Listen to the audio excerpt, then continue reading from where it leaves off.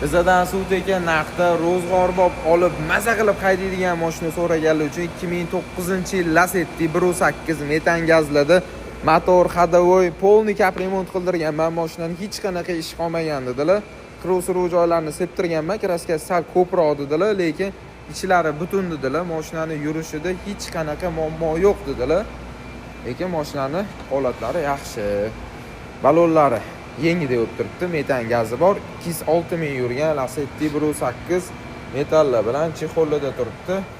Gentramagnitofon, antiradar, Magicar pult. Ular в общем mashinani holatlari o'rta holatda, lekin olib maza qilib haydayotgansizlar. Injektorlarni tozalab, svechalarni almashtirib, xullas cho'tki qildirib qo'yganman dedilar. Dehqonning mashinasi Suvteka kanalidan olib maza qilib haydayman deganlarga $4190 berib yuboramiz. Qoyilmisizlar?